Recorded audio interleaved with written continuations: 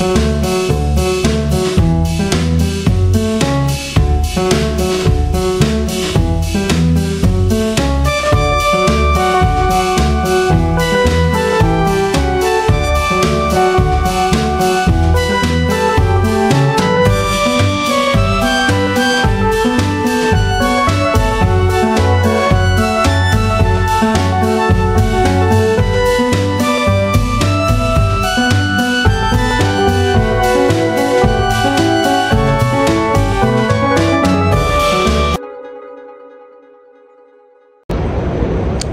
Everyone, welcome to లోకి and Priya blogs. మీకు తెలుసు ప్రియా ఆల్రెడీ ఇండియాలో ఉంది. సో తను సోలో ట్రిప్ చేసింది వయా ఖతర్. అయితే నేను వీకెండ్ ఏం చేస్తున్నా అంటే నేను కూడా సోలో ట్రిప్ ప్లాన్ చేశాను. సో ఈరోజు నేను ఒక మంచి సీనిక్ విలేజ్కి వెళ్తున్నాను. మీరు కూడా నాతో రండి, చూద్దాం. Hello people, Priya here. So ఈ వీడియోలో నేను లేకపోయినా I want to give a voice over for this video, ఎందుకంటే I just want to be a part of the video అంతే. అండ్ ఈరోజు లోకేష్ వచ్చి జర్మనీలో బ్రాండెన్బర్గ్ అనే స్టేట్లో ఒక విండ్ ఫామ్ ఉన్న విలేజ్ అయితే విజిట్ చేశారు. అండ్ అక్కడికి వెళ్ళడానికి ఫస్ట్ అయితే తను ఇక్కడ రైల్వే స్టేషన్లో ట్రైన్ అయితే తీసుకుంటున్నారు. అండ్ ఇక్కడ మీకు దూరంగా కెనాల్ కనిపిస్తోంది కదా, ఆ కెనాల్కి పైన ఒక డోమ్లా ఉంది కదా, అదే జర్మనీ పార్లమెంట్. అండ్ ఆల్రెడీ మేమైతే పార్లమెంట్ లోపలికి కూడా వెళ్ళాము. సో మా ప్రీవియస్ వీడియోస్ చెక్ చేయండి. జర్మన్ పార్లమెంట్ లోపలికి వెళ్ళి మనం వీడియో అయితే షూట్ చేసాము.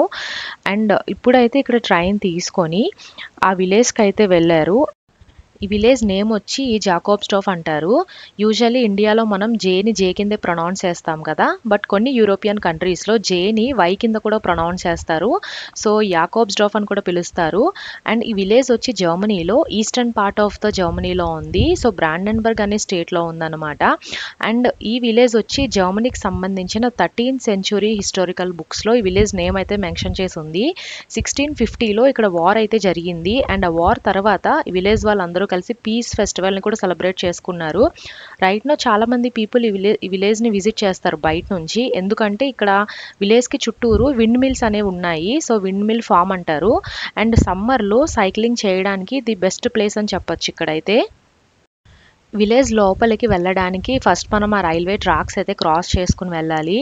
అండ్ మనకి అంటాం చూడండి, చిన్న విలేజ్ ఉంటే పొద్దున్న ఒక ట్రైను సాయంత్రం ఒక ట్రైను ఉంటాయని చెప్పి, సేమ్ అలాంటి విలేజే. విలేజ్ పాపులేషన్ వచ్చి 2000 people మాత్రమే ఉంటారు.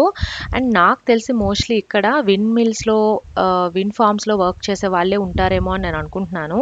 అండ్ చాలామంది మా వీడియోస్ దగ్గర ఏం కామెంట్ చేశారంటే అసలు విలేజెస్లో పీపుల్ అనే వాళ్ళు ఎవరు కనిపించట్లేదు, అసలు ఉంటారా అని.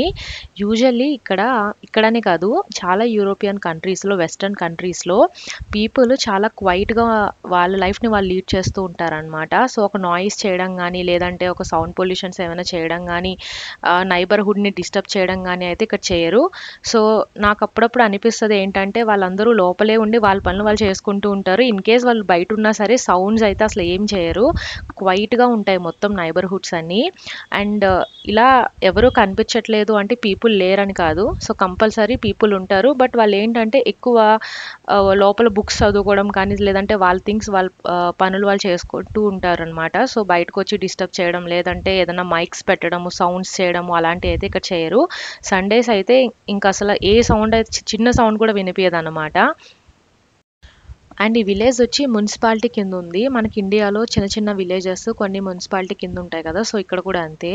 అండ్ ఇక్కడ చాలా మటుకి ఖాళీ ప్లేస్లు అయితే కనిపిస్తున్నాయి కదా. ఈ ఖాళీ ల్యాండ్స్ వచ్చి గవర్నమెంట్ ఎప్పటికప్పుడు అలా క్లీన్ చేస్తూ లైక్ వాటిని మెయింటైన్ చేస్తూ ఉంటారు. చెట్లు అవి వచ్చేసి ఎలా పడితే అలా లేకుండా క్లీన్గా ఉంచుతారు. సో అందుకని చూడడానికి కూడా నీట్గా ఉంటుంది. అండ్ ఇక్కడ సైకిల్ వే కనిపిస్తుంది కదా స్ట్రైట్గా. సో సమ్మర్లో చాలామంది సైకిల్స్తో ఇక్కడికి వచ్చి సైకిల్ రైడ్ అనేది చేస్తారు.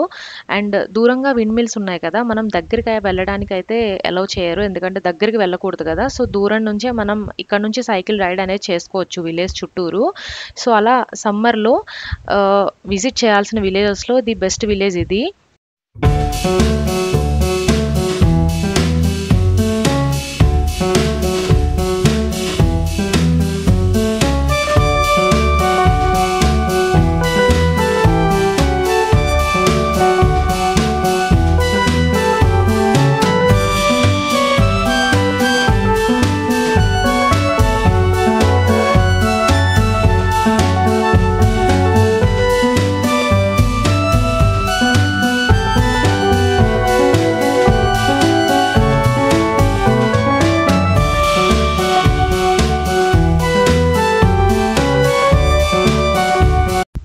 ఇప్పటి వరకు ఈ విలేజ్లో ఎక్స్ప్లోర్ చేశాడు లోకేష్. అండ్ తను చూసిన ఒకే ఒక అపార్ట్మెంట్ ఇది.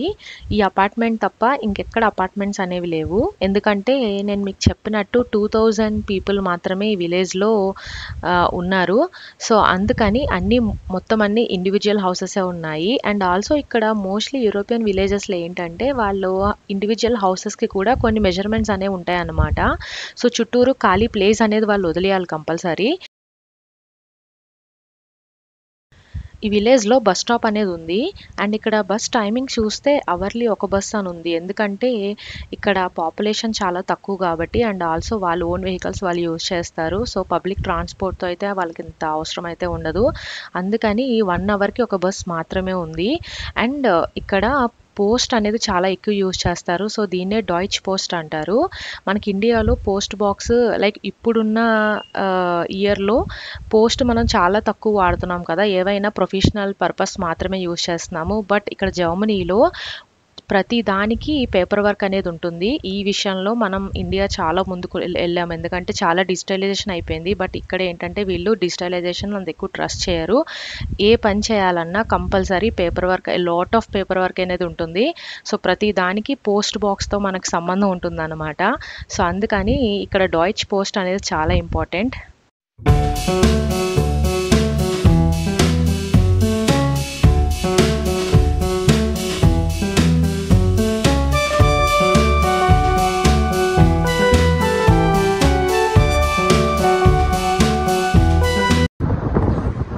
సో అలా నేను నా సాటర్డేని చిన్న ఊరు ఎక్స్ప్లోర్ చేయడంలో గడిపాను. ఈరోజు మార్నింగ్ క్రికెట్ ఆడడానికి వెళ్ళాము. బర్లిన్లో మాకు ఒక క్రికెట్ కమ్యూనిటీ ఉంది. సో జనరల్లీ ఏం చేస్తామంటే అందరు వర్కర్స్ అంటే వర్కింగ్ కాబట్టి సాటర్డే సండేస్ ఫ్రీ కాబట్టి మోస్ట్లీ మేము సాటర్డేస్ క్రికెట్ ఆడతాము. ముందే వెదర్ చూసుకుంటాము సన్నీగా ఉంటుందా అని. అయితే ఈరోజు సన్నీగా ఉందని చెప్పి మార్నింగ్ క్రికెట్ ఆడడానికి వెళ్ళాను. ఆ వీడియో కూడా లింక్ యాడ్ చేస్తాను. అయితే క్రికెట్ ఆడడానికి వెళ్ళాం కానీ చాలా విండ్ ఉండే, అంత ఫ్రీగా అయితే ఆడలేకపోయాం. ఈ ఊరు గురించి మీరేమనుకుంటున్నారో కమెంట్స్లో చెప్పండి. మీకు మా కంటెంట్ నచ్చితే లైక్ చేసి సబ్స్క్రైబ్ చేయండి.